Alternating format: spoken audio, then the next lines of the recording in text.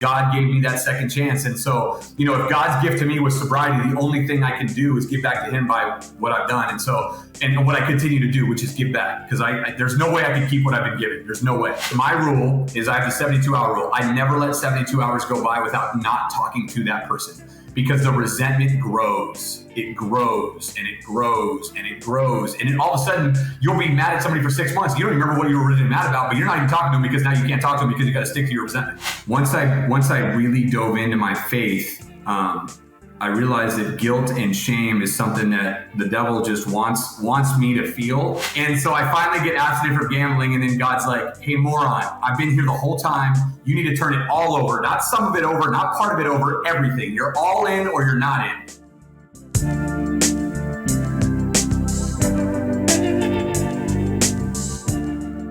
Hey, sober people and sober adjacent people. Welcome to I Have 12 Questions. I'm Amanda Patton, your host, a leading expert on nothing. However, I am in recovery and I love it so much so that I launched this podcast where we get to talk to people who are trudging the road to happy freaking destiny across all the different ways that people get there. So while this is definitely through the lens of recovery and sobriety, these stories and the themes that we'll be covering are universally human. So love, loss, grief, excitement, parenting, outside issues, purpose, God stuff, whatever. In the words of the great Ted Lasso by way of Walt Whitman, I want to be curious, not judgmental. So like I said, we'll be talking to people in recovery. We're going to be talking to experts and practitioners who help those people along their path in recovery. And we're just really excited to hear people tell their stories and to be inspired by them and to create a community of support for everybody in recovery and people who know and love people who struggle with addiction issues and whatnot. So anyways, we're so glad you're here and thanks for listening. Hey listeners, just a quick disclaimer before we get into the interview. The views and opinions expressed by those interviewed on I Have 12 Questions or myself are just opinions and our own personal experiences. We are not doctors or therapists or psychiatrists. So none of the recommendations or opinions expressed should be considered medical or psychological advice. There may be adult language contained in some of these episodes, as well as triggers around conversations regarding rape, sexual abuse, drug and alcohol usage, depression, anxiety, suicidal ideation, and many other topics that will come up when we are discussing addiction and recovery from addiction. So please use discretion. This podcast is not for everybody. Hello, I Have 12 Questions community. So we have a great story on our hands today. Our guest is Mike Anderson, and he's a very successful recruiter and sales leader in his professional life. But I've asked him here today to tell us about his sobriety and his story and his faith. And I don't know Mike in real life. We've exchanged some emails. We just caught up for a little bit before this interview. But it's really cool because he's an open book and he's just willing to open up and tell his story.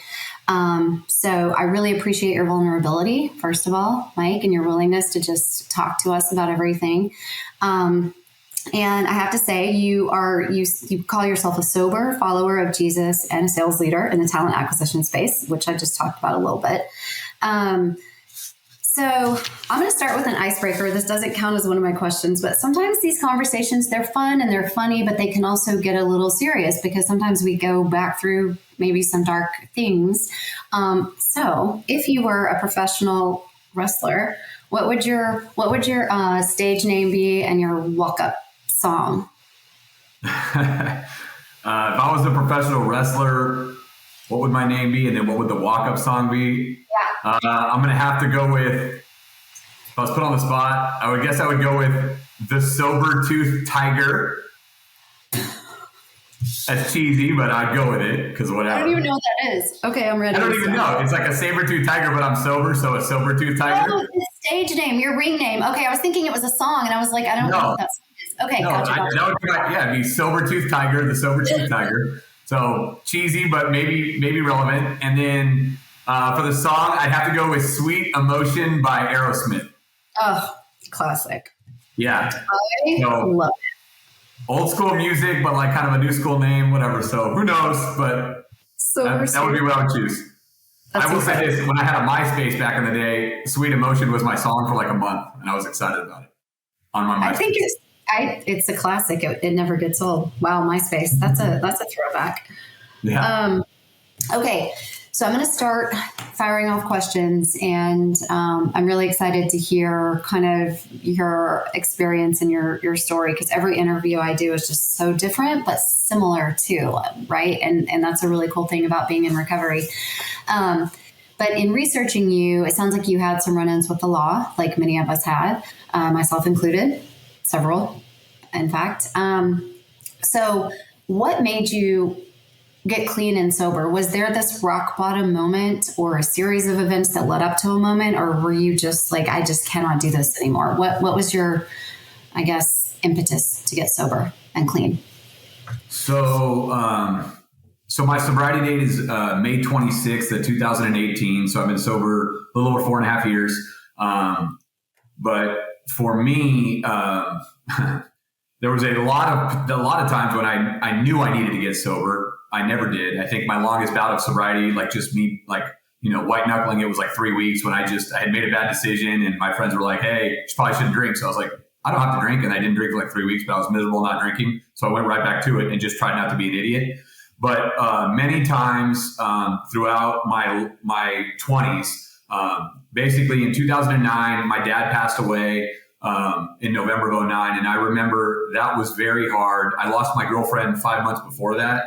And that was like a big, turning point for me. I lost my girlfriend and my dad in like a 5-month period, and kind of this whole life that I had kind of set up in my mind had just went away. And I was like, I had this idea of a higher power in God, and like, I thought a good God would never do this to me. So what is he doing?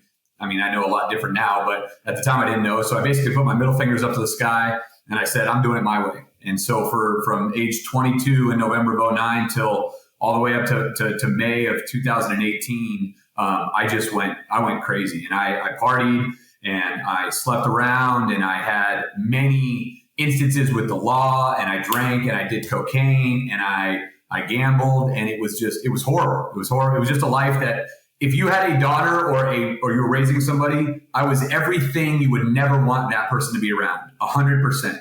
But yet I would act as I was the cool guy. We all know how that goes. So I would imagine if listeners are listening, they have an idea of what I'm talking about. We act as if, but we're miserable inside. So that was my 20s. In 2011, I get DUI number 1. I was actually arrested by a guy that played college baseball with at my school. He graduated, went in the police department, and he arrested me. Crazy story there. Yeah, so that's wild. So that was 2011. So that was like my first knock. Hey, maybe you should like chill out. But I was like, nah, forget it. 2012, 11 months later, DUI number 2. And so that happened. And I was like, what my solution is? Like drinking and driving. I'll just stop driving. Let's keep drinking.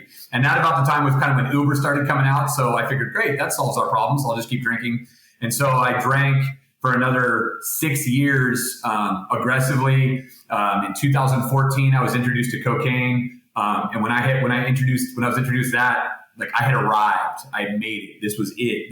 I could drink as much as I wanted for as long as I wanted and do all of that. And for in 4 years, I spent over $100,000 on cocaine. And that was, I knew I had a problem when the guy that I was buying from, he had an apartment when I first started going to him. And when I stopped going to him, he had a house. And that was probably like an issue that I should have looked at. But anyways, so 2011 DUI, 2012 DUI, and then about 6 or 7 drunken publics for the next, 5-6 years. And then in 2018, and this is kind of, hopefully I'm not going too long on your question, but I kind of want to set up the story. Okay, cool. So in 2018, here we are. It's May 25th of 2018. It's a Friday. Now May 24th of 2018 is a Thursday, and I'm in sales, and I had closed 2 deals. And in what I do, there's obviously some kind of like, we didn't see that happening, but most of the time, like I know when a deal is going to happen and know when it's not. And in this instance, 2 deals closed that I didn't think were going to close. And so I had made like more money than I thought I was going to make. And my boss was out of town that week because she was going away for Memorial Day. And so I basically took off and I partied and I met my dope man, and I bought eight balls of cocaine, and it was crazy. It was a lot. And I was like, great, that's enough for maybe part of the weekend or whatever. And so I ended up going. We partied Thursday night. We partied all the way through the night. I didn't go to work on Friday. I think I skipped work. And then Friday, I'm in Orange County, and I go down to Laguna around lunchtime because I closed 2 deals, and it was a weekend, and I was just rolling. I think I went on like 2 hours of like drunk blow sleep from like 7 a.m. to like 9 a.m. It wasn't even real sleep. And mind you, I had met my dope man, so I never got an Uber. So I was driving the whole time, which was a problem. But I typically didn't do that. So there was that. Now, if I'm going to backtrack real quick, which I'm not trying to be confusing, but in February of 2018, and I remember this vividly, I remember laying in my bed, and it was a midweek. And I was a drinker. I drank Thursday night, Friday night, Saturday night. I recovered on Sundays, and I just basically compartmentalized my alcoholism, and I was able to work during the week. And so I remember this. It was like a Tuesday in February of 2018. And in my faith, I accepted Jesus as my Lord and Savior when I was like 10 years old or something. And what I believe is that the Holy Spirit comes into us, and he's into us at that time. And the Holy Spirit, basically, I muted him. I partied. I did everything. I didn't do anything. I went through some stuff I went through to keep partying. I talked about that. And so in 2018, February 2018, my DUIs are behind me. My drunken publics are behind me. And I just had this, like, I'm laying in bed, and I was just by myself. It was like 9 o'clock at night. And I just had this like knock, and it was just like, hey, what is it going to take for you to stop? And I remember thinking to myself, I'm not going to party anymore. Like, I could do this, right? Like, my dad was an alcoholic, but I'm not an alcoholic. I would never be what my dad was. There's no way. Like, I remember vividly thinking that. And I didn't drink on Tuesdays already. So I didn't drink Tuesday, didn't drink Wednesday. And I'm like, I'm on to something. Didn't drink Thursday. And then Friday came around, and my friends were like, hey, we're going out again. And I'm like, okay, I'm coming. Like, that's how quick it was in and out my head, right? So I just did that. And I had this tug. And I know that tug now to be the Holy Spirit, but I completely ignored it. Sunday, or fast forward to May 25th of 2018, I've now been partying for basically 36 hours. I'm driving to go meet my friends. I had just been with them at a bar at like 6 o'clock. We did happy hour or something. I closed out my tab, and I went to go meet my friends. And I was going literally a mile and a half. And there's 2 stoplights. I don't even think there's a stop sign, or there's 2 stop signs. I don't even think there's a stop light, and there's like nothing. And I remember I passed the first stop sign, passed the second stop sign, and all of a sudden I look up my rearview mirror, lights. And I remember on my second DUI, I had an attorney. The guy's name was Jeff, and Jeff told me, great attorney, by the way, if you're listening. Anyways, he calls me, and he told me on my second DUI, he's like, and I don't know how it is in Texas, but in the state of California, it was like, I just remember him being like, you can never get 3 DUIs in a period of 10 years. You can't do it. Like, it's bad. Like, if you get a 3rd DUI in 10 years, like, you're on death row, or whatever he told me is what I heard. And like, it was bad. Like, don't do it, don't do it, don't do it, don't do it. And I'm thinking to myself, okay, 2011, 2012, 2018, that's 7 years. I'm screwed, whatever. And now, the big book of Alcoholics Anonymous talks about this moment of clarity. And I didn't know it at the time. I didn't know anything about Alcoholics Anonymous. I mean, I knew about it because my dad kind of went to it to appease us, but like, he was never really in the program. So I didn't know anything about it. So this cop comes up, and he's coming up to my window, and I remember, and I've got 2 8 balls of cocaine. I've had about 40 drinks in 24 hours. I'm going on 2 hours of sleep. I am obliterated, but I'm coherent because I remember it vividly. It's weird. Yep. Knocks on the window, and he's like, do you know why I pulled you over? And I was like, and I had this moment where I just said, if ever you're going to be honest, now's the time. And I was like, no, I don't know why you pulled me over, but I have 2 8 balls of cocaine in my pocket. I've had about 40 drinks. You should probably just arrest me. I literally said that to him.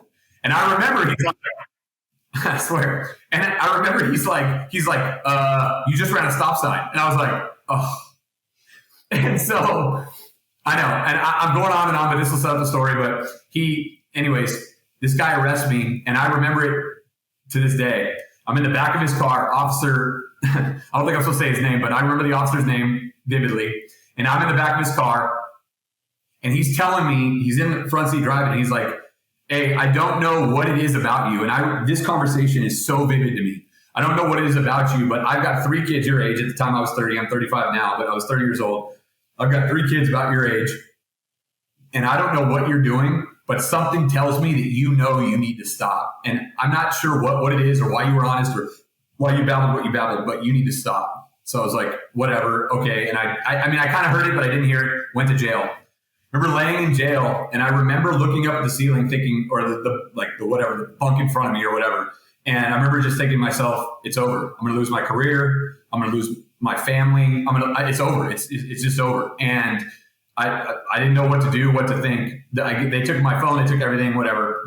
For whatever reason, they didn't tow my car. I found out later that was because of my honesty about what I had on me. That's why they didn't tow my car. I also found out later, because of the honesty that I showed to that police officer, he did not put in the police report that I had separate cocaine in bags, which he could have got me for intent to distribute. And as I understand it, I would have went to jail from that day all the way until my actual court date of July 6th. So I would have been in jail from May 25th all the way to July 6th, not released. That's what I was told. That's what I later would learn. But because I was honest, he didn't put that in the police report.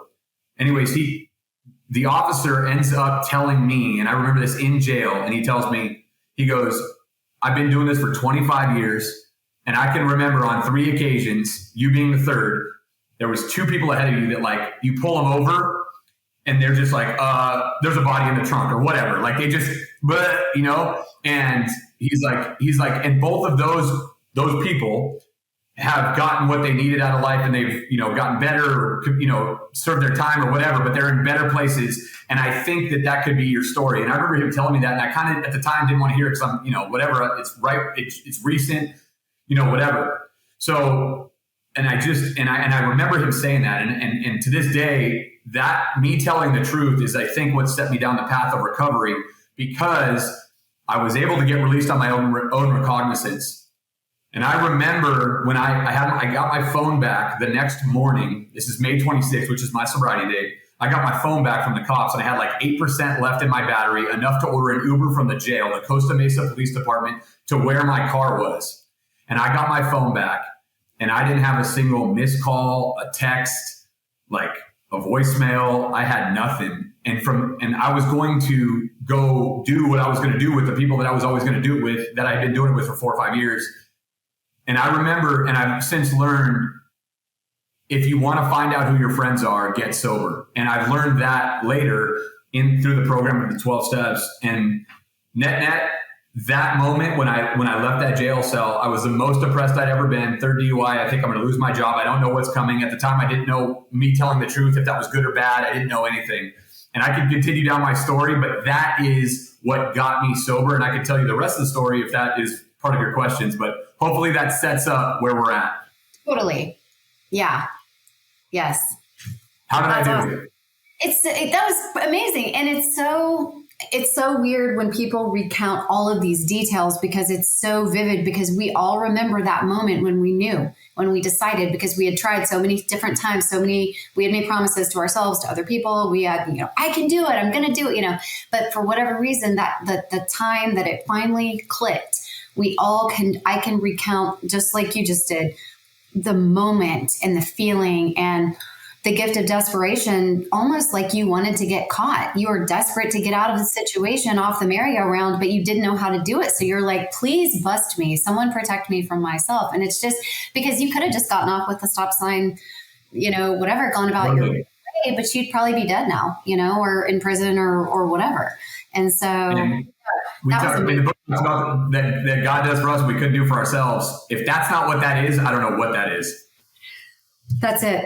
That's it. So, okay, my next question. So I'm not on like Instagram and TikTok and all this, you know, whatever the kids are doing these days, but I'm on LinkedIn just because of like, you know, work stuff. And I saw this, I was stalking you a little bit, just trying to learn more about you. And I saw that you bought your mom a house. And I love it when I hear stories like this, because like we all want to take care of our families. It's just like the best feeling ever. And so tell me about that relationship in your life with your mom. Okay. So that I kind of stopped where I stopped on my story, because that's where this kind of picks up the whole thing. So it all kind of intertwines. So this might be another 5-minute answer, but just roll with it. So I get arrested. I take an Uber back to my car. I take my car. I stayed at my buddy's house. I just laid on his couch for like 4 days. My best friend, Andy Barrich. And I remember I was staying at his dad's house with him, and they kind of just, and they know what I've been through. They know I'm an alcoholic. They know it's a problem, and they're just like, they know it's going to be bad, but they're just like, yeah, you can lay on our couch for a couple of days. Cause I didn't know where to go. I didn't want to go home. I lived alone. I didn't want to go to my place and be by myself. I just didn't know what to do. And so I laid on that couch, and I remember thinking to myself, okay, I got to do two things. I've got to tell my attorney, and I got to tell my mom. And so I called my mom, and I told my mom, and at this point, remember, this is 8 years of, I don't want to say it's like 8 years of isolation, but like it's Christmas and Easter only. Our pastor calls us CEOs, but I saw my family like minimally, sporadically. My mom was, this is a joke, but I always say, Mom, I strengthen your faith because you're always praying for me. But like, I always, I knew she loved me. I knew she was never going to forsake me. I knew all of those things, but it was always her reaching me and never me. It was not a two-sided relationship. Because I knew, and what was weird is I was so dark in what I was doing that I didn't want to like expose my mom to that. I kind of remember that in my family, my brother, his wife, and, one of the things that I had to make amends for was being a drunk idiot at their wedding in 2014. That's a different conversation. But anyways, so I remember, so now we're Monday, Memorial Day, and it's the day off. And I remember I called my mom, and now I'm on day 3 of sobriety, not even knowing that how you count sobriety. I just wasn't drinking. And I hadn't been to an AA meeting yet. So I called my mom, and I met my mom, my brother, and my sister-in-law. And I remember we met at Pete's Coffee in Tustin, California. And I laid out everything. And it was like the same, like whatever inside of me, I now know to be what I believe to be God, inside of me was like, you got to tell the truth to this cop. You got to tell the truth to your family. Like there's no other way around it. You can't get better unless like darkness, the lies are in the darkness, right? Like that's the only way you can do this. So you can make up anything you want and they're going to believe it because they don't know any different, or you could just tell them everything. And I just said, okay. And one thing that you've seen on my LinkedIn and various things, if there's anything about me that is maybe to a fault, is that I just like whatever. And good, bad, or indifferent. I mean, I've been on first dates where I tell my whole story and the girl's just like, I don't even know your name yet. It's whatever. Anyways, but anyways, so I went and told my mom, and I remember them all being in tears. But it was crazy. Is I remember that meeting, and I remember at the end of that meeting, it was like 2 hours of me just talking, answering honestly as best I could about everything possible, not knowing what my fate was, not knowing anything. And I remember telling them all of this stuff, and they all were just like, were all in tears, and they all just were like, we love you, we love you, we love you, we love you. We've known you had a problem, I hope whatever, what's the next step? And at that time, the next step was just go talk to an attorney to figure out what's going to happen. But I had told them everything. And I knew that I didn't want to go back to partying. I didn't know that there was a solution to do that though at the time. So now my mom, fast forward to Wednesday, I'm now day 5 of sobriety. I went back to work on Tuesday, by the way, which was another thing. On Tuesday, I go back to work and nobody even really asked me. They're like, where you been? Where were you all weekend? And it was kind of like, okay, well, I guess I'm not that important. I thought I was, but I wasn't. So, we just think we're the center of our own universe. And so I go to, now fast forward to Wednesday, and I go meet my mom, and I called my attorney, and he's like, when I called my attorney, Jeff, he saw my number come up, and he's like, and it was Memorial Day weekend because I called him on Sunday, and he's like, oh no. I'm like, yep. He's like, all right, come see me on Wednesday. So I go see him Wednesday at 5 o'clock. I've got my mom and my best friend Andy in the car with me. We're going to drive to Jeff to see Jeff, my attorney, and I'm there to tell him everything and see what he can do or not do. My court date is set for July 6th. This is May 30th of 2018. I'm day 5 of sobriety. I have no clue what I'm doing. I tell him everything, like I've done, and whatever. And he's like, you told the cop? You told him that? You like what? Like, and any attorney's like, dude, shut up. Like, stop. Like, shut up. Which is why, like, it is so counterintuitive in today's world to just like, no, don't say the truth. But one of the things that I preach constantly is tell the truth. It's better. It's freeing. It is, the truth can set you free. And I mean that. Anyways. So I told him everything, and I was like, this is what I did. I don't know if it's going to help or hurt. He's like, well, I don't think it's going to help you, but whatever. I guess we got to roll with it. Like, and so anyways, I signed a retainer. I get him going, and he's like, hey, dude, remember on your first 2 DUIs that you needed to go to some AA meetings to like appease the judge? And I was like, yeah, I went to like one AA meeting on each one, and I signed the cards myself, and I BS my way through it. And like, I was never an alcoholic. I had my friends sign and whatever. And he's like, well, you should probably go and maybe don't have your friends sign it. Maybe just listen, whatever. And I'm like, yeah, whatever. Okay. So he gives me some cards to like get him signed at AA meetings. And I remember leaving his office and we're walking back to my car, and my best friend, Andy, who I don't want to say I owe my life to, but pretty close to it. He pulls me and he's like, dude, and my mom kept like walking up ahead of us. And he's like, dude, I've known you for, at this time, we were best friends since April of 98. So 20 years. I've known you for 20 years and I don't give you directions, but this one I'm telling you, you need to go to an AA meeting and you need to go every single day. And he's not an alcoholic at all, like not even a little bit. The guy drinks like a beer a year, like nothing. But he's like, you need to go to an AA meeting and you need to go every single day. And I'm like, why? He's like, because you do. I don't know why, just do it. And I'm like, okay. And he's never given me direction like that. And frankly, I don't know why he would say that. I still don't know, but he said it. So the next day I found an AA meeting near me and I went and I walked in. And I remember walking into an AA meeting in Tustin, California, a 5:30 meeting called Rush Hour. And I remember I walked in and it was just like, I knew nobody, but I walked in, I was just with myself and I'm listening to people speak and it's like, you know, it's like a 30-year-old, a 20-year-old, a woman, a man, a black guy, a white guy, a janitor, a CEO, a golfer, an athlete, it all walks of life, a mother, a son, a daughter, whatever. It didn't matter. Grandma, it didn't matter. Everybody's in there and they're like, I did this and I did this and I did this and I did this and I did this and I did this. And they're all smiling. And I'm like, this is crazy. Why are you guys happy about that? And they're like, and I couldn't figure out what the common denominator was until after he'd share. They're like, Susie alcoholic, Bill alcoholic, Steve alcoholic, Jerry alcoholic. And I remember thinking to myself, I've done that. I've done that. I've done that. I've done that. I did that last week. I'm doing that next week. Okay. And then I was like, what's the common denominator? I guess, okay, well, if the shoe fits. And in that moment, everything that I never want to be with my dad, I was able to identify, which is why I think the greatest 3 words in Alcoholics Anonymous are, yeah, me too. In other words, yep. You tell your story and I just say, oh yeah, me too. And so when I heard that, I was like, wow, I'm an alcoholic. And so for me, identification was massively easy. I knew I had a problem. My best thinking put me in that seat that day, 6 days of sobriety with a court date of July 6th. And that was my first AA meeting. And I knew, the only thing I remember is what Andy said, keep coming back, or, not keep coming back, but go every day. And then when I left, they were like, keep coming back. And I was like, did they talk to Andy? Did they know? Yeah. How did they know? How did they know to tell me to keep coming back? I thought it was just, you can't just get your degree in one day. So anyways, I came back the next day and net on July 6th, when I went to my court date, I had 42 days of sobriety. It was a Friday. I had 42 days of sobriety and I had been going to AA meetings for 37 of those days. And in 37 days, I went to 77 AA meetings. And I remember I was in the program. I had a sponsor. I had, all of these. I was in. And there was one Saturday. I remember. I think it's one of your questions we'll talk about. But there was one Saturday when I wanted to drink so bad, and I wasn't sentenced yet, so I technically could have. I was 30 years old. I was legal. I could have done whatever I wanted to, and I wanted to drink so bad, but yet I didn't do it. And I went to 5 AA meetings in one day just so I wouldn't drink. And that was kind of a big turning point for me. So anyways, I can talk about my actual court appearance, which is another crazy story. When I got to court, what happened, how God was in the middle of that. But through all of that, my mom saw my actions and she started. And so when I went into my court program that I would eventually get into, my mom sacrificed everything to drive me to my court dates, to take everything.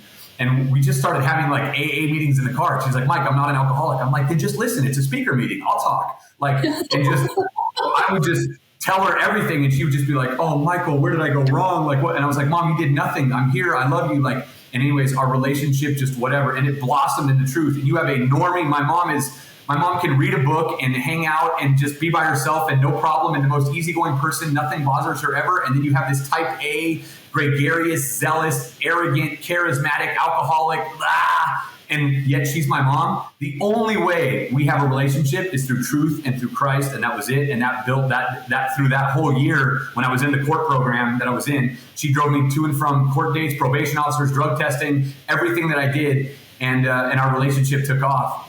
And so, as you saw, and part of my other story, we'll talk about other addictions, but I ended up getting sober or abstinent from gambling in November of 2020.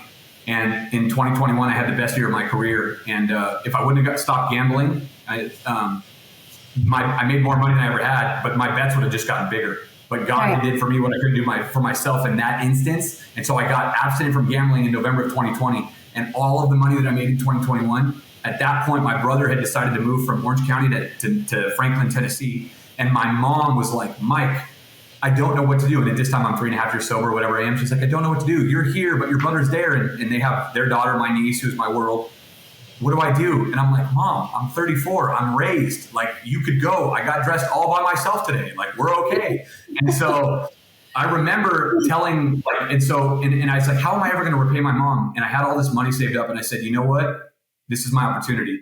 So I bought my mom a house in Franklin, Tennessee, so she could live out her years there and be near my niece and her youngest son, my brother. And I could go, I'm single, still single, and I could go anywhere and meet them at the time. And it was my opportunity to give back to my mom, what the Lord had given to me. Like, where my life has come from where it was to where it is now. Like, the only possible reciprocation of that is to give away and be grateful and thankful. And that's how I did that. And my relationship with my mom is as best as it's ever been. If you could do a best woman at a wedding, she would be it. I love that so much, because the opportunity for you guys to get to know each other in that way of the driving back and forth and doing all those things, but also, becoming abstinent from gambling right before you start making more money than you'd ever made. And then you go and invest it in something that's truly meaningful, like legacy type stuff, instead of throwing it away at a table or however gambling works. I don't know. But that's, and it's selfless too, in the way of like wanting her to live out her years and be close to it's just, I love that kind of stuff, because it's so heartwarming. And I shouldn't say I speak for myself, but I put my family through a lot. And there's this feeling of like, how am I ever going to make that okay? Right. We make amends. We show up differently. There's a lot of ways that we can repair it, but there's always going to be a part of me that wishes I could do more. And so like, when you get to do a grand gesture like that, I think it's just like, it's redemption, that's incredible. And she deserves it. Yeah. And one of the kind of key kickers in that story is my mom came to my court date, and I remember getting to my court date. And at the time, she's proud of me. She's, Mikey, 42 days sober. Like, that's great. Like, she doesn't know one day at a time. She just knows, hey, he's not drinking. This is good. He's the most honest we've ever seen. We got his personality back. We got the old Mikey back, whatever. Like, that's what she knew. So she was just happy about that. But she was obviously worried about me going away to jail. So she comes to the court date, and I've got my sponsor there, my grand sponsor, and my mom. And my best friend Andy's mom was there as well. So they're there, and I'm sitting there, and I'm in a nice suit. And at the time, I was fat as all get out because I ate a bunch. But anyways, I thought I looked all right. But this super dapper looking guy, nice suit, everything. He comes up, and he's like, "Are you Mike Anderson?" I'm like, "Yeah." And he goes, "Here's your offer." And I didn't know at the time, but he was a DA, and he gives me this offer, and it was like 330 days in jail, like 3 months of like community service, like drug and alcohol rehab. I mean, he just like threw the book at me, and like this, like basically because of that third DUI thing, right? That's a big deal. And I was like, oh my God. And I called, and so my attorney wasn't there yet. He was like running a little bit late, and I called him. I'm Jeff, hey dude, are you coming? What do I do? He's like, don't do anything, don't move, don't sleep, don't breathe. Like, just wait till I get there. He comes, we're in the courtroom, and we're filing, and this is Friday morning, July 6th. I remember it vividly. There's a guy in front of me, and they're calling him by alphabetical. I'm Anderson. I think they called Alvarez or whatever they called. They call the guy in front of me. And I remember this. Oh, I remember this. They call the guy's case in front of me. And this guy, the judge is like, okay, Mr. Whatever, I see you're on a second DUI. And because he's on a second one, I'm on a third.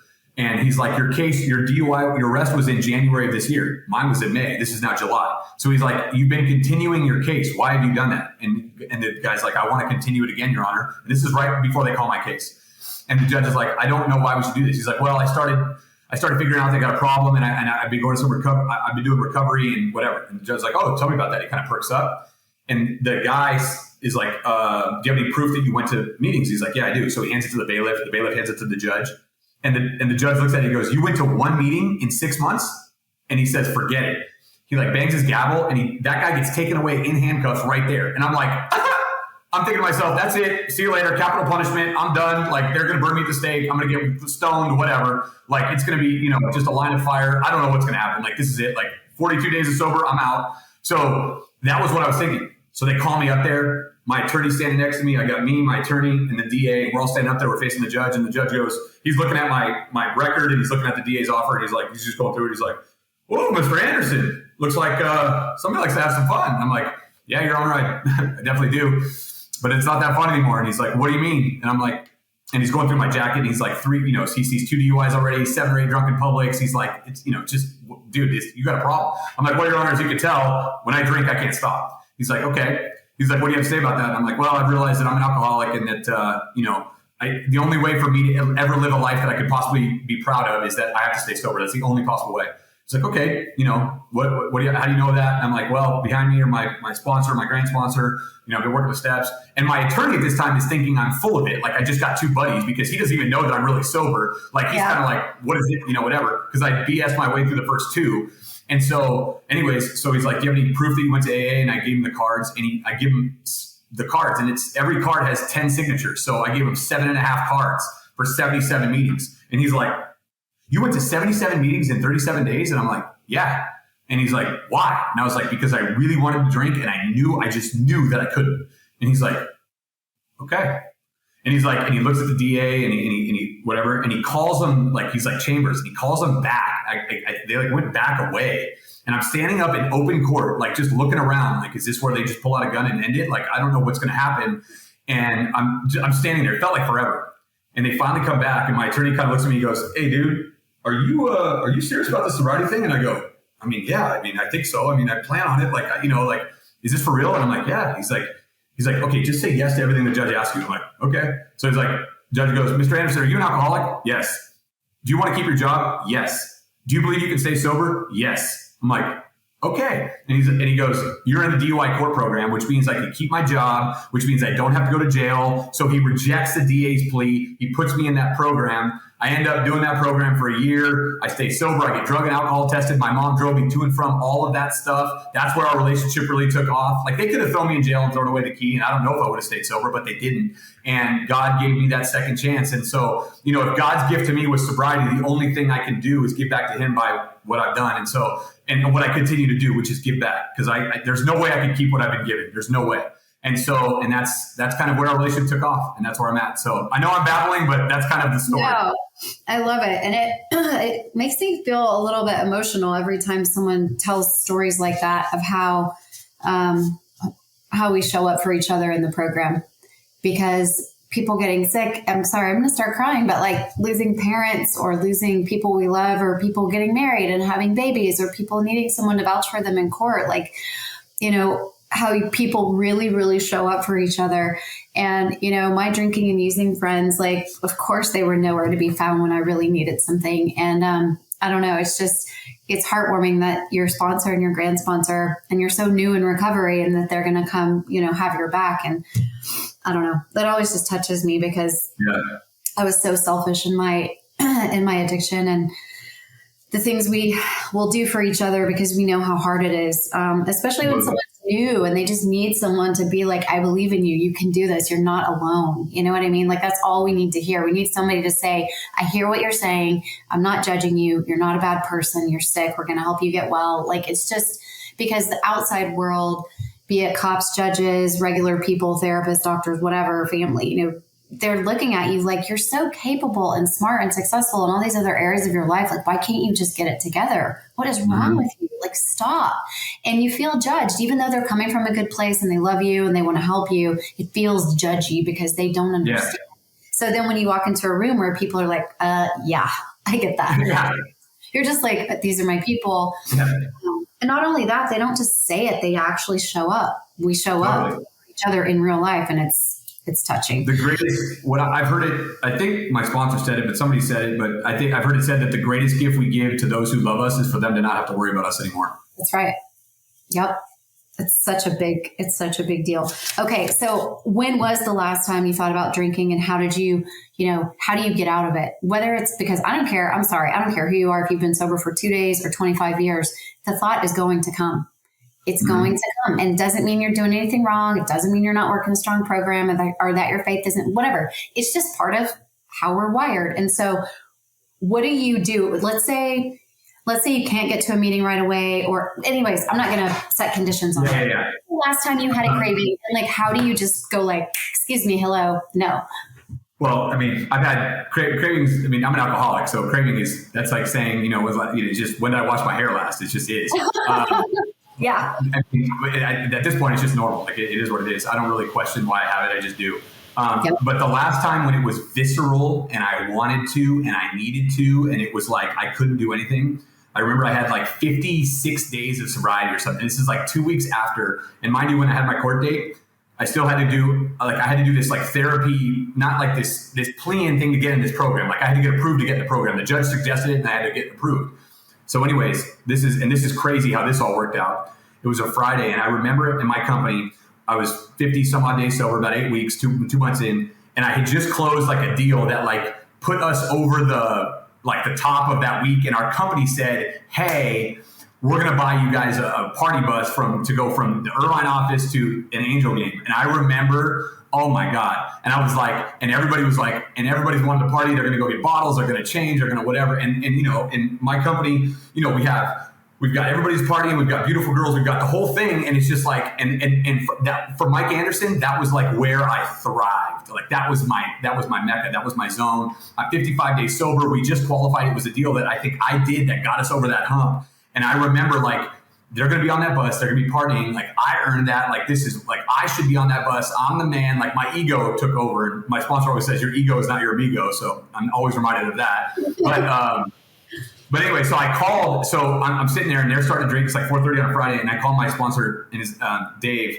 And I called Dave and he's like, dude, get your, you know what, to a meeting.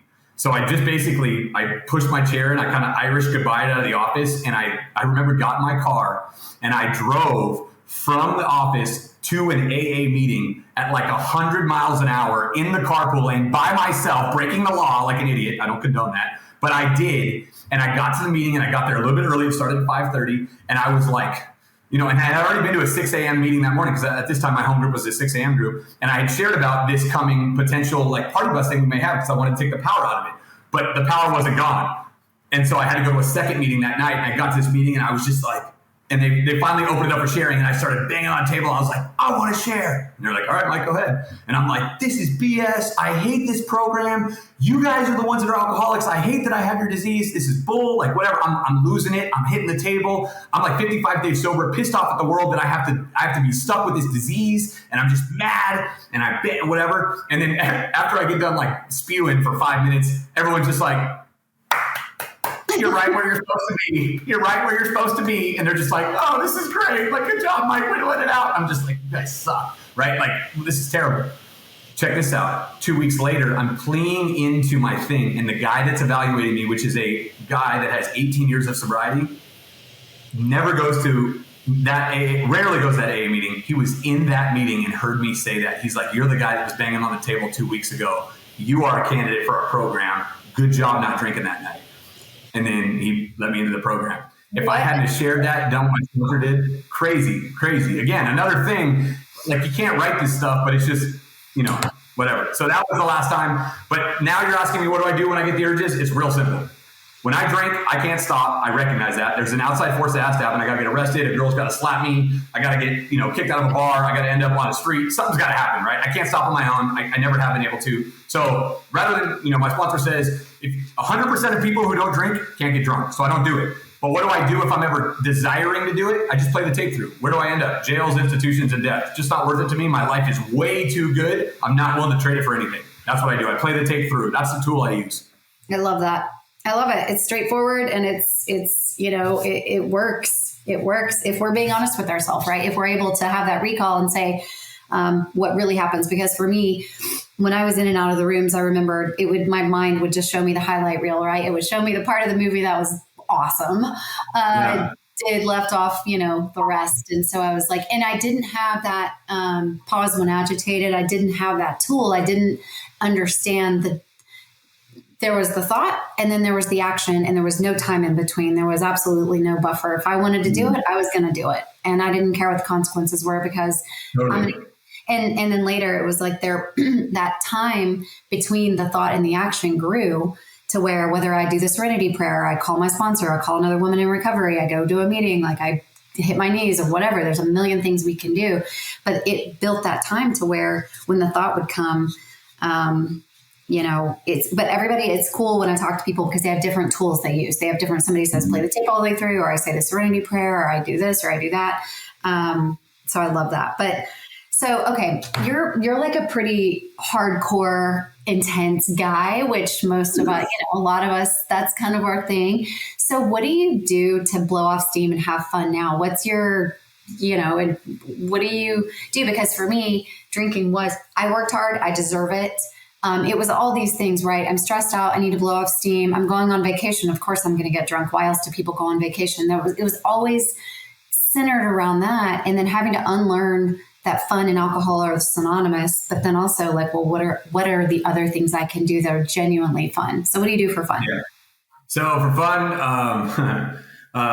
as of late, I've really, I mean, people are going to probably laugh, but like I've really dove into my faith massively. I spent a lot of time doing a lot of stuff with my faith in my church. That's my faith. I'll say this, and this is a tough thing to say as an addict, but sobriety used to be my number one thing in my life. And then it was my faith, and now it's faith and then sobriety, then my family, then my career. And so my faith is number one. So advancing the kingdom of God, that's what I want to do most, first and foremost.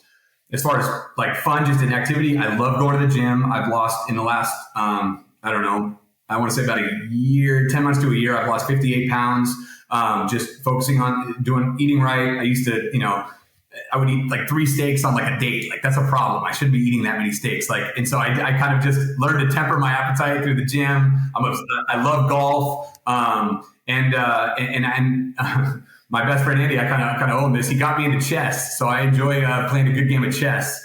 And so that's what I do. And then, my family is means the world to me. But like I would be lying that at 35, single, never married, no kids. I look for that, and I would love to meet a lady at some point. But like I'd rather defer that to God and let God handle that, since He's handled everything else perfectly. I'd rather Him just deal with it, and she'll come when she comes. But other than that, I just focus on my faith, my health, and my sobriety, and then everything else seems to fall into place if I just maintain those 3 things. So that's kind of me. I love that. I love it. Chess, working out. This is a big one in the program, resentment, right? And number one offender, blah, blah, blah. We know how dangerous that can be, especially when they seem small or trivial, or we let them build up. So my question to you is specifically what you do when a resentment pops up, whether it's brand new in the moment or it's an old one that pops back up. But like, besides working a step on it and doing all the things, but in the moment, do you know what I mean? Do you have a tool or a prayer or something that you do to kind of not latch on, right? Because we have that choice in that moment. We can either latch onto that story and just like go nuts with it and just really piss ourselves off, or we can, try to go another direction. Yeah. What do you do? So, I mean, in the program, it's like, we got to pray for those we have resentments towards. If somebody kind of pisses me off, I really have a hard time praying that like they don't get hit by a truck or whatever. Like, it's kind of like, it's a hard thing. And resentments they're true. They're real. And this is, I don't know if it's tacky or this is what I do, but I'm a very, I'm not a friction guy, but I'm very like, this is what I do. This is how I do it. This is how I operate. Like, kind of take it or leave it. And I don't mean to be like a jerk about it, but not everybody's like that. And it was revolutionary when I realized the whole world doesn't revolve around me. That's crazy. But anyways, once I figured that out, then I realized that if that's true, then I definitely people have to have resentments towards me. What would I do if every single person that had a resentment towards me never spoke to me again? And I just am like, okay, well, I would have no friends. And so I would have nobody in my life. And I kind of play that through. The other thing that I do is I try to call somebody, whether in the program or out of the program, and I just check in on them. And generally what you'll find is that, by the way, that's a lost skill in today's world. People don't check on each other anymore. It's a very rare thing I've noticed. But I just call to check in on somebody. And what I found is that when they start telling me about what's going on with them, I'm like, oh yeah, I'm not that mad at that person because they cut me off, or I'm not whatever. So generally, if I take myself out of the resentment and I realize that they could easily be just as resentful to me at me, there's that. The other thing I do is my rule is I have the 72-hour rule. I never let 72 hours go by without not talking to that person, because the resentment grows. It grows and it grows and it grows. And then all of a sudden, you'll be mad at somebody for 6 months. You don't even remember what you were originally mad about, but you're not even talking to them because now you can't talk to them because you got to stick to your resentment. Like, that is a problem. And so I don't let 72 hours go by. If there's an issue, we talk about it. Sometimes people even get annoyed because I do like a 10-minute rule where I'm like, hey, we got to talk about this now. And they're like, give me I got to go to the bathroom or whatever. But like, that's the idea. That's like, hey, But like, you get my point. I don't let time pass. So I call somebody else, see how they're doing, and then I usually handle it head on. And what I found is that pretty much works. The other thing too is I talk about recovery to everyone who will listen. I don't like, you could be, whatever. And then when I do that, they're like, okay, like I understand I'm not you. So, and I understand I'm not you. So it's kind of like, let's talk about this. And so it's just been a lot easier. And other things too is what I've noticed is my level of resentment goes way down when my level of acceptance goes way up. And so if the page 417 in the big book says that nothing in God's world happens by mistake, and if that's true, then it's as it's supposed to be. So then what am I like? This is already supposed to be the way it is. So maybe I'm the one that I have to be worked on here to work on these resentments. So anyways, just a thought. No, I love that. I love 552, having to do 552 on somebody for a couple of weeks or however long it takes. I love 417 and how, we're taught that my serenity and expectations are inversely proportional, right? Like I tend to have very high expectations of myself, which means I put those expectations on other people. Well, guess what? Everyone isn't high strung, type A, crazy lady like and so those expectations, it's just like, let that person do what they need to do. But also I love that insight about 72 hours, like not letting that time go by, because if you're angry or you feel hurt or fearful or whatever, my mind can have a tendency to scan the environment for anything that kind of feeds that resentment, which is, to your point, it grows really fast. And then half of the story isn't even true. It's just stuff that was like floating around in my head, or I try to connect the dots and create problems where there really aren't any. But then when you call that person or go have coffee with them, and then all of a sudden you're like, I'm not mad at this person. What is my deal?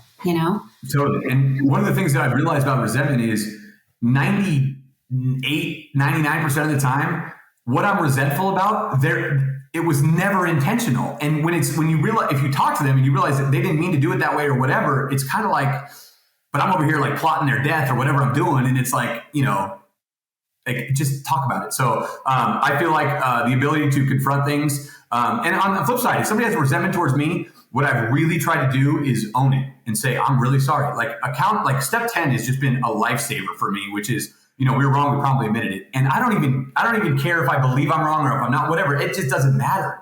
I'm sorry. And I feel that has created relationships that are deeper than they've ever been, but with less people, but deeper than they've ever been, because some people don't want to hear it, which is fine.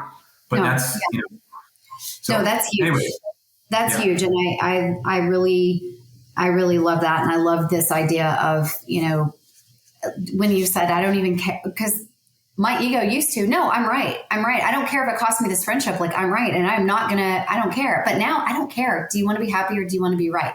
I don't even care if I still believe that I'm right. It doesn't matter. If I made you feel bad, I'm sorry for that. That was not my intention. And if I'm going through the day, making everything about me, then of course I'm going to think that person's comment was like about me or directed at me or being done to me. Right. As opposed to like, that's just that person doing what they do. And I think too, something that my sponsor, and I've heard other people say, but adding just like me to the end of, so if I'm looking at somebody, I'm like, that person's being, just like me. I have been selfish. I have cut people off in traffic. I have been insensitive. I have done all of that stuff in recovery and in my addiction. And so who am I to look at somebody and have that judgment, right? If I'm being honest with myself. But the cool thing is in recovery, we have tools, right? We can go make an amends. We can clean up our side of the street immediately and change our behavior. Whereas before, when I screwed someone over, I just like avoided them. And there's freedom. One of the things I found out was when I went to my first AA meeting, there was I found this out later, but there was a big resentment issue going on within that meeting. And everybody had tried to, they very well could have not come to that meeting, but they were all there. And I often wonder, what if I would have went to my first AA meeting and nobody was there? What would have happened? I don't know. Would I have gone back? I don't know. I don't know. And so if we so focus on it's between me and Amanda or me and Steve or me and whatever, but it's like other people are watching. And 99%, I always say this, preach sobriety, use the big book if necessary. It should be your actions that they can see. And that's what I want.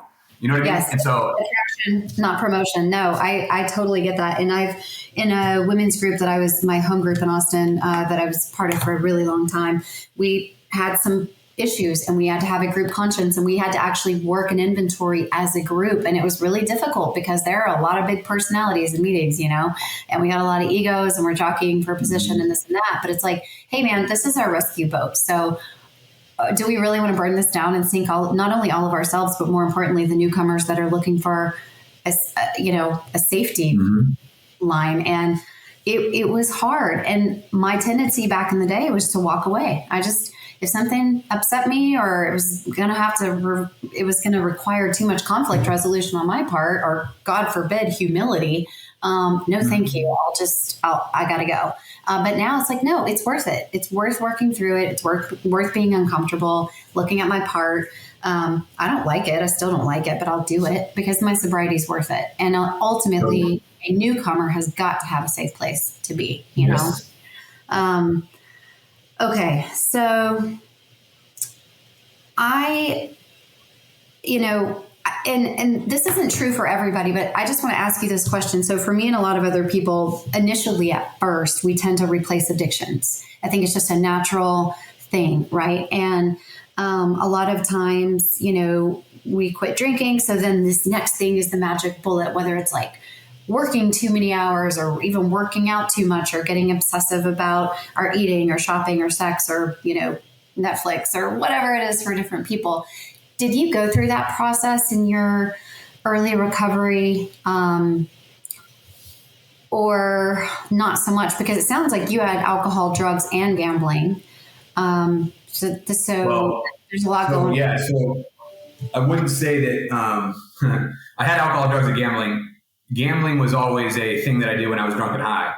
And so I didn't really do that. I did do a lot of gambling sober. It just wasn't a big thing that I did. I was drunk and high a lot, but so I did a lot of gambling, but it was never that. And I asked my sponsor, should I look at that too? And at the beginning, it was just like, hey, focus on the addiction that's going to kill you first. And so I thought, okay, well, I'm not going to die if I make a bet. And so, you know, whatever. So I focused on that. But as I recovered, from alcohol and drugs and remained sober and from that, I had in my 20s, you know, I'm not going to sit here and say I was a saint. I slept around. I did a lot of stuff I'm not proud of, you know, all that kind of stuff. And I got, I remember when I first came in the program, they were like, hey, no major changes in your first 12 months, which as I heard, it was like, you know, if you're in a relationship, don't get out of it. If you're not in one, don't get into one. Don't move. If you have a job, don't quit. If you don't have a job, don't get one. Like just that, it's already a massive change to not drink. Like that's what I heard, right? And so, so I kind of took that to heart, and I actually took it to heart for like 2.5, 3 years. I didn't do any dating. Like I was just like, if that's a woman, I'm like, nope, I'm looking over here. Like it was just whatever. Anyways, I took it like overly to the problem where people are like, yo, dude, you ever gonna get a girlfriend? I'm like, I don't know. But anyways, and so about when COVID hit, and I would say a little bit before when COVID hit, but about 2 years into sobriety, because I got sober in May of 2018, COVID hit in March of 2020. Yeah. So I'm about a year and a half into sobriety. And I started realizing that weekends I was really starting to look forward to so I could go to the casino. So I would go to my 6 a.m. meeting on Saturday. I was went to meeting every day. I never missed. And I would go to the casino after.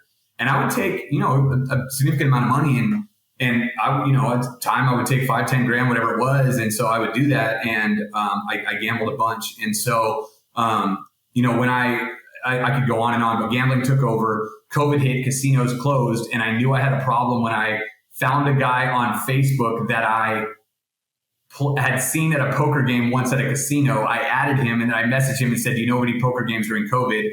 And I started going to these underground poker games in LA. And I would be driving on the freeway when I'm supposed to be working and going, and I would play in these games, and that it became like, my God, I played till 3 or 4 in the morning and I drive home. Now I wasn't drinking or using, so I was still a great ambassador for AA, whatever that means, which is kind of funny because there was like 7 or 8 people at that poker table that were in AA. It was like, we should turn this into a GA meeting. And so, anyways, fast forward to November of 2020. The way that Gamblers Anonymous works is, it's the first meeting after your last bet is your abstinent date. So my abstinent date is November 28th of 2020. My last bet was November 26th.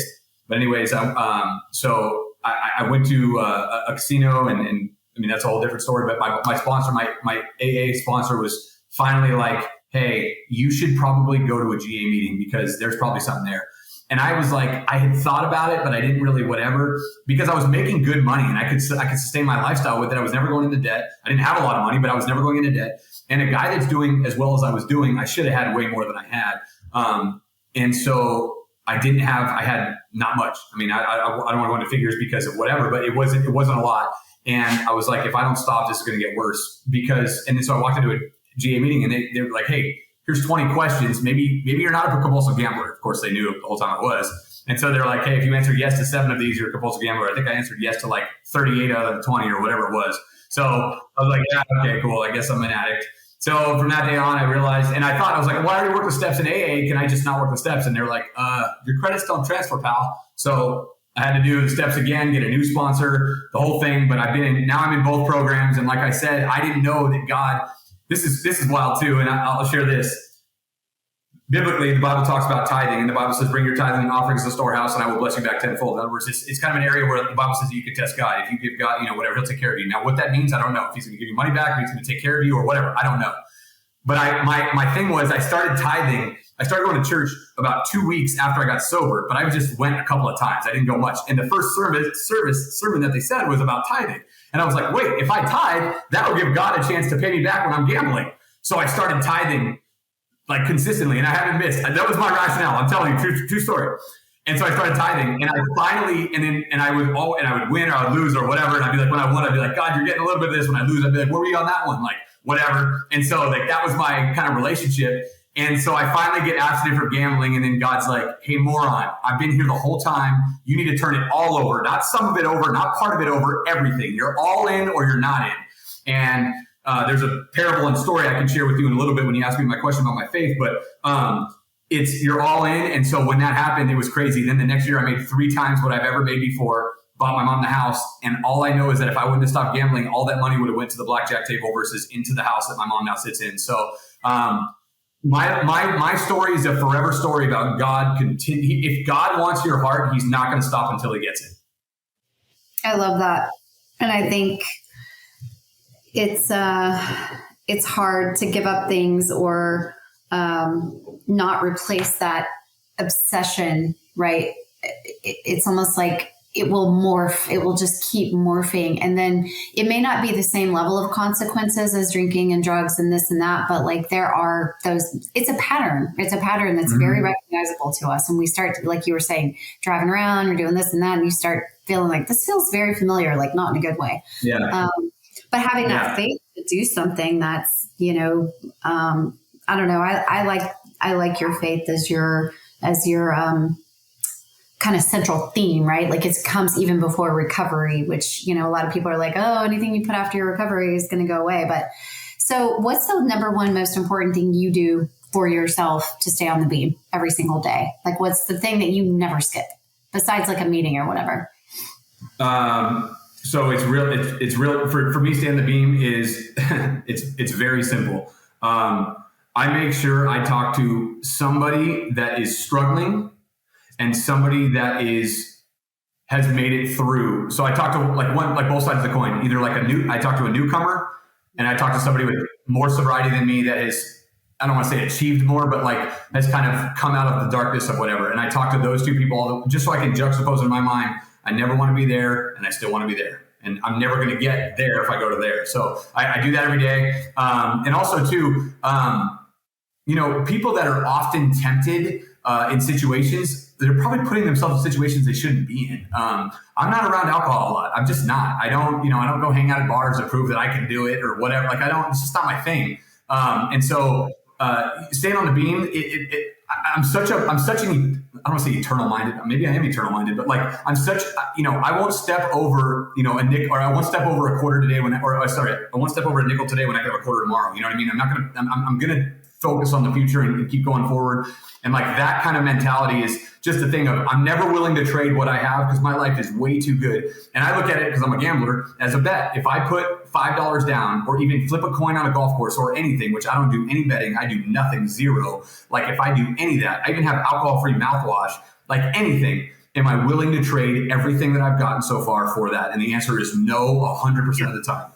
Yeah. So when you work the program and you build a life that you're proud of, it really pales in comparison to a drink if you're working the program. It absolutely does. The feeling, the peace of mind, what you're getting out of it. So something that you posted on LinkedIn, which is really the reason that I reached out to you in the first place to be on the podcast. And it was sort of like a before and after type of post, right? Where there was a picture of you before and a picture of you after. And then you kind of explained how before you'd sell your soul for commission, you saw people as dollar signs. And now you look to develop genuine relationships with people and to be a man of your word.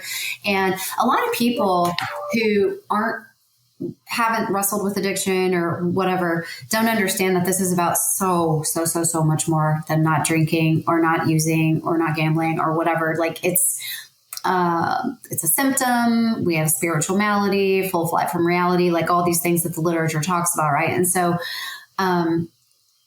tell us about how your program has shaped your emotional sobriety. You've already talked a little bit about how you interact with people, resentments, and how you deal with this, but, what does it look like for your emotional sobriety now in terms of how you show up in relationships, how you treat people? Just how has it changed and shaped your emotional world? You couldn't take anything I said prior to my sobriety. You couldn't take it. It meant nothing. My word was it was fleeting with the wind. It was maybe it's true, maybe it's not. Who knows? Mike said it, whatever. Now I pride myself on the truth. And I, in a world full of deceit, telling the truth is a revolutionary act. It just is. And it's crazy. Like you just start telling people the truth and they're like, wow, I didn't expect you to do that. And it's almost like we're set up to evade a lie or whatever we are. So I just started telling the truth. One of the things that stuck with me is early on, they told me that if you don't change, your sobriety date will. And they told me that. And I was like, I don't want my sobriety date to change. And it was, and I could see in the program, because I was going to meetings, I could see people that were like not doing, like they were just not drinking and there wasn't anything there. And I was like, that just doesn't look fun. It looks miserable. Like I want to be one of those happy people and I want to recover. And so they also told me that if you were if you have a drunken horse thief and you take away the alcohol, what do you have? And you have a sober horse thief. And it's like, there was so much more to this. And so for me, it's telling the truth. It's caring about someone actually for what they are. Like I don't need anything from Amanda. Amanda doesn't need anything from Mike, but yet I care about Amanda and I think Amanda cares about Mike. Like that level of like not needing something, not manipulating somebody, not playing my card, like kind of face down, face up, like that kind of like looking over your shoulder life or whatever. It's a lot easier. I'm not running. And that to me is people, if you would ask anybody that's close to me now, they would say, if there's nothing else about Mike, it's that he tells the truth and he's an honest guy and we know what we're going to get. Like, and that to me is, you could never say that about me for 30 years. You couldn't say that. There's no way you could say that because it was like what you heard on Monday, you didn't hear on Tuesday. Monday's truth was Tuesday's lie. Like it just didn't matter. And so now this is what happened. You know what I mean? This is what it was like. This is what happened. This is what it's like now. And it's just, the truth is the truth. And that's the thing about absolute truth for me is that if it's absolute, it never changes. And so like, that's why I just do that. And my focus on any relationship I have is just rigorous honesty. I've heard that honesty is when I tell you the truth. Rigorous honesty is when I tell myself the truth. And that's what I've been doing. Yeah, that's amazing. I love that because we forget about, are we actually being honest with ourselves, which is why people end up relapsing in this and that, because you start, maybe I'm not an alcoholic. Maybe I can control my drink, right? We start lying to ourselves. We believe the lie and then we go do the thing. And totally. I think when you're talking about the people who are truly happy, joyous, and free, it's those people who are rigorously honest. And I think too, when I came into AA, I was weirded out by the fact that people were doing things for each other for nothing in return. I just don't, like, that is not the world we live in. And it seems suspicious to me. I was like, what is the angle? I don't get this. What's the point? Well, okay, it helps people stay sober. I get it now. But also you genuinely care. Like a newcomer that I met 5 seconds ago, I love her and I want to help her and I don't even know who she is and it doesn't even matter. And like, there's just a really good feeling about that. Like we were talking about earlier, showing up for each other. So, quick story on that. I remember when I had about 2.5 months of sobriety, I got in a little fender bender and my car I had to send it to the shop. This is before my license got suspended because it got suspended in September that year, but before it got suspended. And I was at a meeting and I was telling this one guy about I got this fender bender and whatever. And I was talking to him and this guy, like 6 people down, who I don't even know. I think I said 4 words to him in 2.5 months. He's like, hey, don't worry. I got an extra car for you. I'm like, what's your name? And he literally let me use his car for a week. I'm like, dude, I'm a 3-time DUI offender. Do you know what you're doing? Like, what? You're going to give me your car? And he just gave it to me. And I was like, okay. And I asked him, I was like, what do you want? He's like, nothing. Just get to where you need to get to and stay sober. That's it. Just carry the message. And I was like, oh my God. It's so that was, yeah. Well, how has it changed your work life? Like, do you feel like since getting sober, do you feel like your professional life has changed as well? You said you're more successful financially and everything else, but like, what about relationally, or maybe even how you exhibit your behaviors that you've learned in the program? Attraction, not promotion. Not that other people are alcoholics, but just, honesty, apologizing when you're wrong, being vulnerable, like stuff like that. How has that helped you? Yeah. When people ask me, how do you practice these principles in all your affairs? I'm like, how do you not? If you're changed, how could it not happen? Like, it's almost like, if God, it's almost like God doing a miracle in you and then you still believing that there's not a God. Like, it's crazy.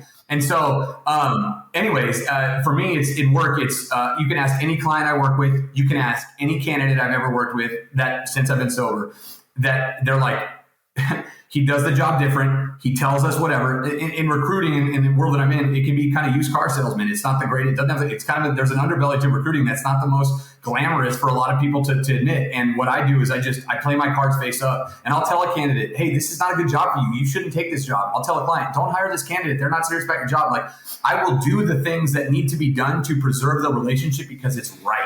And right. I'll tell you right now, I've had clients reach out to me saying, hey, my wife is struggling with sobriety. Hey, whatever, like my candidates have struggled or whatever. And they're like, hey, I've dealt with it constantly. And all I can do is just share my story. And I've often said a story is only as good as the life that it impacts. And like, if it doesn't do anything, then what good is it? And so, for me, it's my coworkers know that they're going to get the truth. They know I'm going to show up. If I say I'm going to be there, I'm there. Like, I don't back out. I'm a hustler. I'm the hardest worker they've ever seen. Like, all of that stuff. And it's everything I was never before. It's just polar opposite. So I would say whatever you did, drinking and using, it's the exact opposite if you actually exhibit the program within your work life. So right. I have I have clients that invite me to their baby showers and play golf with them. And they're like, hey, this is my wife and this is when I'll be in town. Do you want to go to, not get a drink, but do you want to go? I'm going to a rodeo next week with a client. Like, these are things that would never happen. Never. If I wasn't sober. Never. That's so cool. And like I've said before to people, it over time, you're so steeped in the principles and you exercise these things every single day in your life and you get tested a lot and you've got to apply it. You've got to apply your program to all these people, places and things or whatever. And it's not something I do anymore. It's who I am. You literally, like you said, if the change happens throughout. And when I can't say we, but when I do something that I know does not align with my program, I feel it immediately and I want to clean it up. It's like an emotional hot potato. I'm like, yes. I need to get rid of this immediately. Let me go fix that. And maybe I just snapped at somebody, or maybe I kind of jumped to a conclusion and was unfair to somebody or whatever. But it's not that anybody's ever perfect and you don't want to get on some kind of moral high horse, but it feels good to have the awareness, first of all. Like, that doesn't feel good. I didn't feel good when I acted that way. But also, when you go and apologize to somebody, 99% of the time they're like, oh, thank you. Thank you for saying you're sorry. We're good. We're cool, Yeah. But in our minds, my old mind, my ego was so huge that like the thought of apologizing was just, but now it feels so good to be like, I'm really sorry I acted like that. You did not deserve that. It feels good, and people deserve that. People deserve that respect, It's massively liberating. Is there anything that you regret from your drinking days that you've had a hard time forgiving yourself for? Because it says we will no longer regret the past nor wish to shut the door on it, right? That's one of the promises. But sometimes for people, they struggle with forgiving themselves. I carry mom guilt. I have, from the 7 years that I drank and used, there is mom guilt that I will take to my grave. I know that. So do you have anything that crops up for you that you still have to kind of work through forgiving yourself for? Yeah. So I introduced a lot of people to cocaine, a lot of people that started whatever they're doing, I believe, because of me. Whether they're still doing it, I don't know. So I did a lot of that, and I felt a lot of guilt and a lot of, like you said, for that. Once I really dove into my faith, I realized that guilt and shame is something that the devil just wants me to feel. And the Bible talks about grace, and remember, it wasn't anything or anyone that saved me. It was God ripping me and saying, I'm doing for you what you can't do for yourself. So if he can do that for me, he can do that for them. It doesn't mean I'm proud of what I did, but it means it doesn't matter. Like deny yourself, pick up your cross, follow me daily. Deny yourself, pick up your cross, follow me daily. Deny yourself, pick up your cross, follow me daily. And like, it's just not about the past. It's like, go and sin no more. Like, go. Like, that's it. It doesn't matter. And so for me, once I realize that I've been forgiven, it's like, okay, like if God doesn't see it anymore because he sees the blood of Jesus, like I'm good. So, I'm not saying it doesn't discredit what I did, but what I'm saying is, I'm now an open book and I'm a different guy. And like, that is the definition of being cleansed, being washed in the blood. And I'm grateful for that. So I don't really battle too much with that anymore, to be honest with you, and at all, to be honest with you. Good. And I'm glad that I love that because it is a tool from the enemy, right? That wants to keep us stuck and ruminating on that stuff. Is there anything that you miss about, I guess, your old lifestyle? And throughout these questions in this conversation, I feel like the answer is going to be no. But for me personally, sometimes I do miss the ability to check out. When I feel really overwhelmed or having just lost my dad to cancer and I just was feeling all these things and there's no amount of meetings or anything that's going to make the grief process speed up that instantaneous moment of, taking a drink or a pill or doing coke or whatever, knowing it wasn't going to fix anything, but just knowing that immediate relief was there. That's the only thing every now and then that will crop up for me. Do you ever have moments like that where you miss anything that the old lifestyle offered you? I mean, to be honest, literally, it's good to use the term moment because if I had it, it's gone. Like it's so in and out. I don't let myself go there. And it's not even that I think even if I told myself to go there, I'd be like, oh, no, I don't want to go there. Like it just doesn't, I'm so far removed from it that I don't ever want to go even near it. And so anyways, no, I'm going to be my shortest answer yet. No. That's good. And that's good. And that's my thing too, is it's very fleeting, but at the same time, when it does crop up, like when I was overwhelmed with sadness, I just was like, I don't want to be feeling this way anymore. But the truth is I should. I love my pop. I miss him. Like this grief is a beautiful process that person deserves. And we are honoring them and our love for them by grieving them. But the old me, of course, wanted to escape anything uncomfortable. And so there's still that part of me every now and then it's like, you don't have to feel like this right now if you don't want to. And then I remember what it really ends up being. So, okay, my last question for you, and this is really just more of a prompt, but you've already talked about your faith a ton throughout, but tell us about your faith.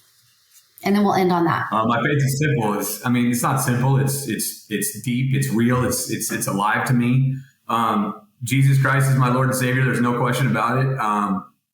The life that I live is one that I want to be pleasing to him. And I get emotional when I talk about it, but I ran from him for a long time, and yet he chased me down and he said, "Hey dude, I've been here the whole time." And of course I ignored him forever. And now I'm all in. There's no, I don't care about the commission. I don't care about the sale. I don't care about the girlfriend. I care about Jesus and my relationship and letting people know that there is a savior of the world, that, we are born running away from God. We are born into sin. Everybody's a sinner, and we all run away. And like, there is this redemptive grace that like this ever loving God. And what I've learned is that, God, the world has created a million different cultures and religions and we kind of like created our own God, how we want him to be. And this is how you attain him because we invented him. So we can make how we attain him and whatever. And God is like omniscient, omnipotent, omnipresent. He's everywhere all at once, all the time, forever. And it's like, why would I not yield to a God like that has the world in his control? I'm worried about my whole life. And he's like, dude, I created everything. Relax. I got it. Like, chill out. Like, I'm good. Like, get out of the way. Let me be a vessel. Don't go against the grain. I'll be here for you. I'm going to love you. I'm going to take care of you. Like, I give the birds of the air food. What do you think? I won't take care of you? Like, get real. And so he's so sovereign and he's so present and he's so loving. He's so merciful. He's so just. He's all of those things. And it's forever something that I can depend on. And that to me is a great thing. I've got about 1 minute left, but I will talk about this. My whole life, I was sitting on a fence. And it was the devil, and it was the blow and the cocaine, the drinking, the drugs, and all of that. And on this side was Jesus and God and salvation and sanctification and holiness and all of the stuff, whatever. And God was knocking and knocking and knocking and knocking and knocking. And the devil was just waiting there. He wasn't really knocking, but he was just waiting there, tempting me, tempting me, tempting me. So he does that. And Jesus finally left and said, go ahead, dude, go be unto yourself. And so for 10 years, I just went and did my thing. Finally, what happens is the devil, when Jesus left, the devil's like, good, go ahead. The biggest lie the devil ever tells us is you're good, you're fine. He comes back and he says, hey, Mike, you're mine. And I go, whoa, whoa, whoa, whoa, whoa, whoa, whoa, whoa, whoa, whoa, whoa, whoa. I didn't say yes to you. I didn't say yes to Jesus, but I didn't say yes to you. And he said to me, I own the fence too. And when he said that, it was like, okay, I'm either all in or I'm not doing anything. And so that's why my faith is I'm all in. Like, it's just nothing. Nothing will separate me from that. It's all or nothing, which is why, and when I made that commitment, my faith went ahead of my sobriety, because I believe that, all things are possible through Christ who strengthens me. So that's my spiel on that. And I hope that kind of helps out. Thank you. That was amazing. I appreciate you so much. That was such a wonderful conversation. I know you have to run to another engagement, but thank you, Mike. I appreciate you.